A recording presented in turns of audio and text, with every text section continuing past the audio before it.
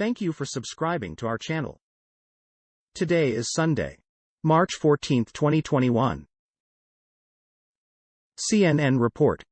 New video emerges of abducted college students in Nigeria. Disturbing video clips show students kidnapped from a college in Nigeria's northwest Kaduna state being held at gunpoint and beaten with a whip by their abductors emerged on Saturday. In the footage, which has been widely shared on Facebook, some of the students appeared visibly distressed. In one video, an abducted student calls on the government to cooperate with their captors, while a figure in the background points a gun at his head and back. Deutsche Welle report.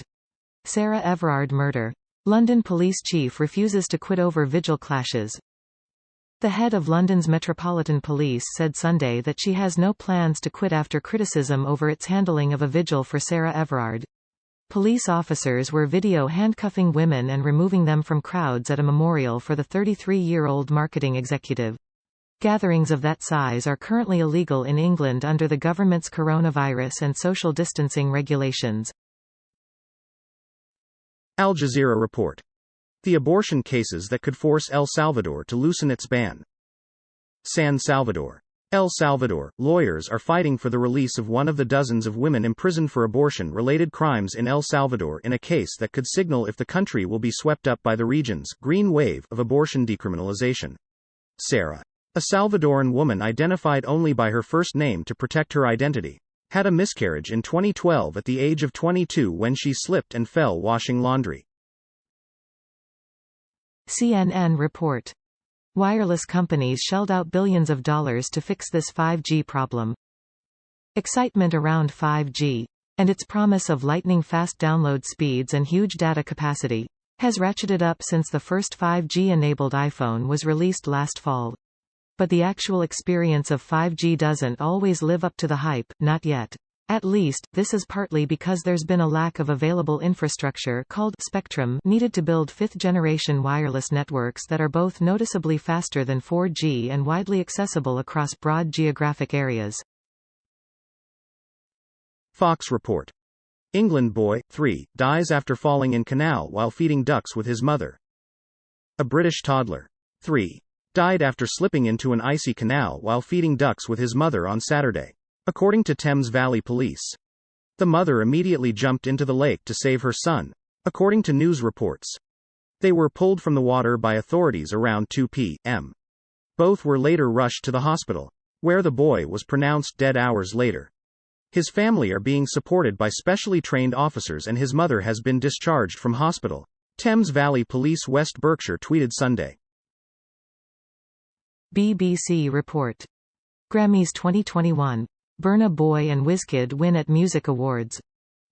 Burna Boy won the Best Global Music Album category while Wizkid won the Best Music Video for his song with Beyoncé, Brown Skin Girl, from Lion King, The Gift album. Beyoncé's daughter Blue Ivy was also a winner on the song. Burna Boy, real name Damini Ogulu, a nominee for a second consecutive year, won with his Twice as Tall album. The 29-year-old beat 4 others including the Malian band, Teneriwen. Fox report. Capitol rioter charged with assaulting D.C. officer buried stolen police badge in NY backyard. FBI. An upstate New York man has been charged with assaulting D.C. Metropolitan Police Officer MPD Mike Fanone outside the U.S. Capitol on Jan. 6. Robbing him of his police badge and taking it back to his home in Buffalo, where he allegedly buried it in his backyard. While attempting to push rioters back from the west front of the Capitol, Fanone, identified in court documents as MF, was pulled into the crowd where people beat, tased and robbed him of his police badge. Police radio and MPD issued 17-round magazine, while also trying to forcibly remove his service weapon from its fixed holster. CNN report. COVID prevented last year's NCAA tourneys. Now organizers have plans for a successful big dance. A year ago we were left with empty courts and empty brackets.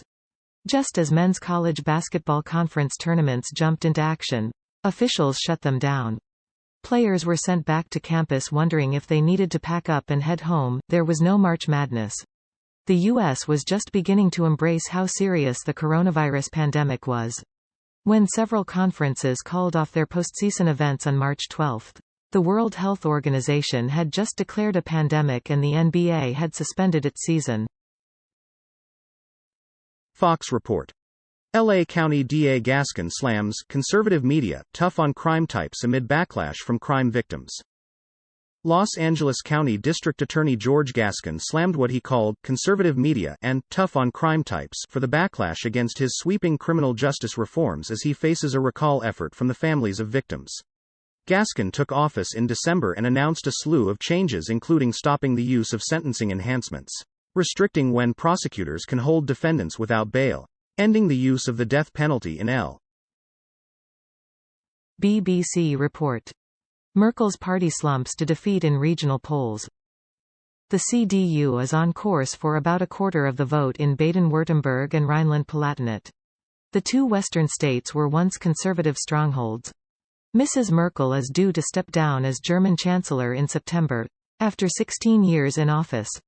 The slump in the CDU vote comes amid anger in Germany at the slow pace of the coronavirus vaccine rollout and a mask procurement scandal.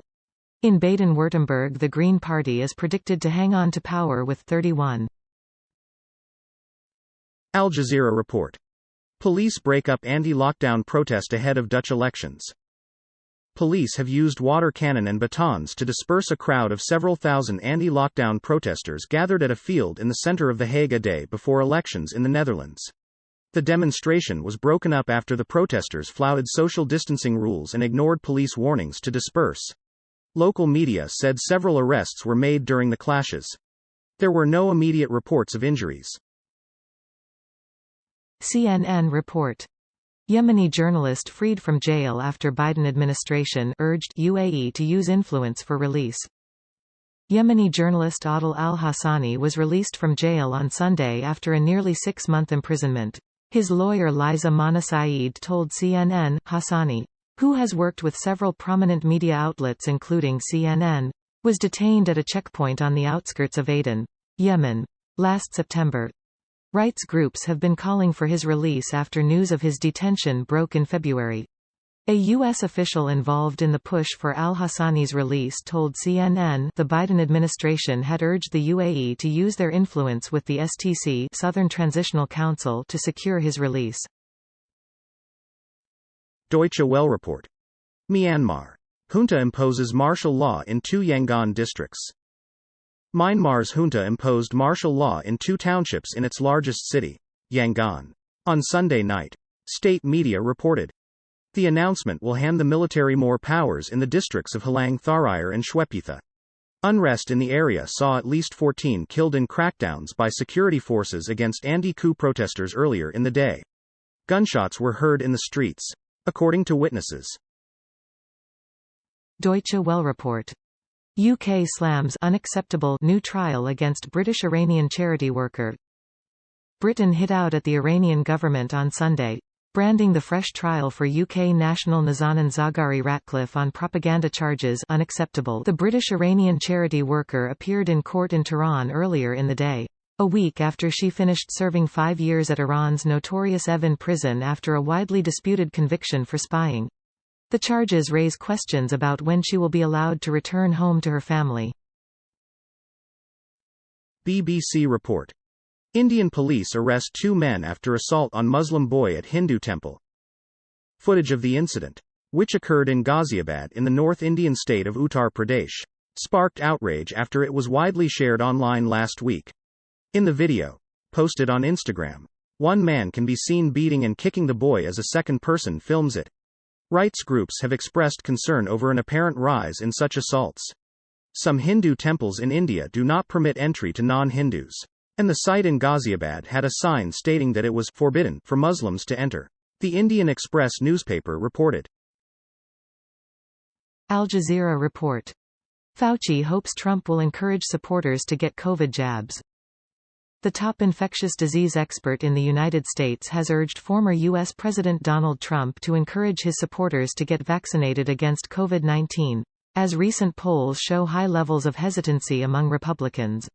Dr. Anthony Fauci said on Sunday it would make all the difference in the world if the former president used his incredible influence among Republicans to push them to accept coronavirus jabs. Thank you for watching 5 p.m. recap. To be notified, you can subscribe our channel and activate the bell.